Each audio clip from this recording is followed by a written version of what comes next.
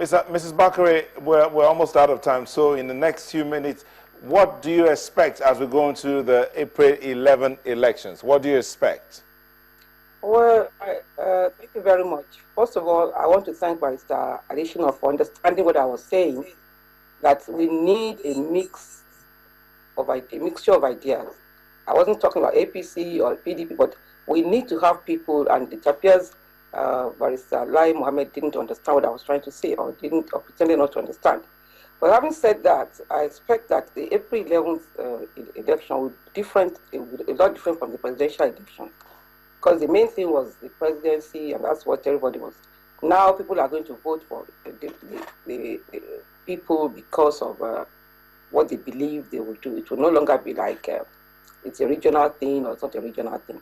It's likely going to be that, for example, in Lagos State, people are going to look at the 2 candidates or the 3 candidates or 4 candidates and choose who they believe will serve their interest best. And so will it happen in other states. And I also want to believe that in some of the states, like Edo State, where we had an APC governor in place, and the election went to Mr. President and so on, we might see a surprise there as well.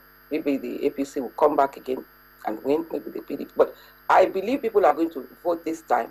The people they believe will best serve their interest. It will not be whether you are from the north or from the south or south. It will be a matter of looking at their programs and looking at what they can present to the people and voting that way. That's my belief. And beyond that, I want to tell the people of Nigeria that definitely they are going to be seeing a robust opposition, devoid of any package, lies and so on. There's going to be serious opposition to the government there, not in terms of attacking them unnecessarily, but looking at the programs they're doing and criticizing constructively to put them on their toes. Okay. All right. Mr. Lai Mohammed, what do you expect in the April 11 elections? Well, I think the APC, having succeeded in winning the presidential election, would definitely leave no stone unturned at the next election to ensure that it also gains as much traction in the state governorship and legislative, assembly, elections.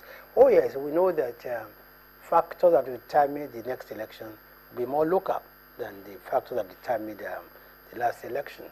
But at the same time, we would want to look at the strengths of the various political parties, the track records of the various political parties, and we hope that people will see beyond the rhetorics and look at which candidates, in which parties will best deliver for the state. But for my party in APC, would use the March 28 election the results to go back to the drawing board and try and see how we can even win more states than we won at the presidential election. All right, Mr. Additional. Well, in addition to local issues and matters that affect individuals within the state, we cannot rule out the influence or the factor of key personalities associated with some political parties in one state or the other. Secondly, I don't think we can also totally rule out the possibility of bandwagon effects in some of the states. I think it is possible to have that. But essentially, people are going to look at the candidates, and take personal decisions, which may not really be a product of the programs. But other factors that will make them to decide, I think I want to go this way, I want to go this way. But personalities will play a role of the key players, the candidates themselves, the courage, the charisma, the personality of the candidates will play a role.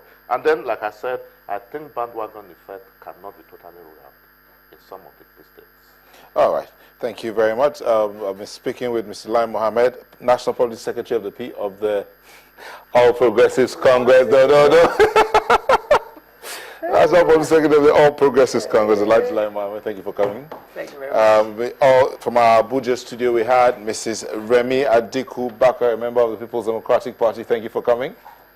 And in the Lagos studio, we had Mr. Dele Additional, Senior Advocate of Nigeria.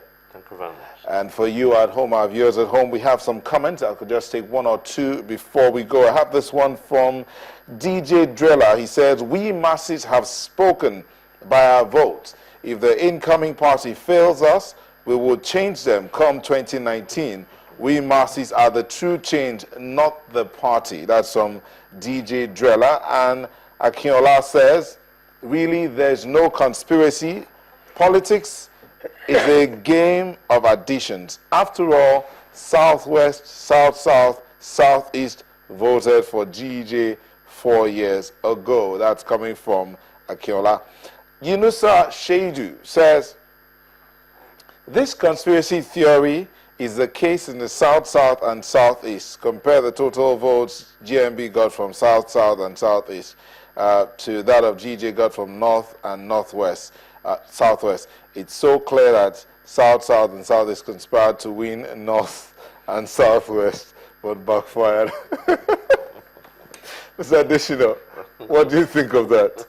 Well, I think that is comical, the last sentence that he made, you know. But like I said, the issue of elections is beyond conspiracy theory. But I think some points were made by those two contributors. No, I mean the very last point. And then the very first letter that you read is very clear and correct. Yes. There was a time we were arguing whether we should have one term of 6 years in this country or not. I was one of those that said, no, sovereignty resides with the people. And the essence of sovereignty and ability to affirm, go ahead, reject, go away. All right. That kind of thing. Thank you very much. So, the point I think is amazing that you see that in 2011, when GJ won in the Southeast, South-South, Southwest, nobody talked about conspiracy. Mr. Mohammed, we have to go. Thank you so much. But as that viewer said, APC, be on your toes. PDP is going to be a robust opposition. And the masses are waiting to get you out if you do not perform. Thank you so much, Lajna Mohammed of the APC, Mr. Dele Additional, Senior Advocate of Nigeria, and Remi Bakare. Thank you so much. And from us here, it's good night. See you again tomorrow.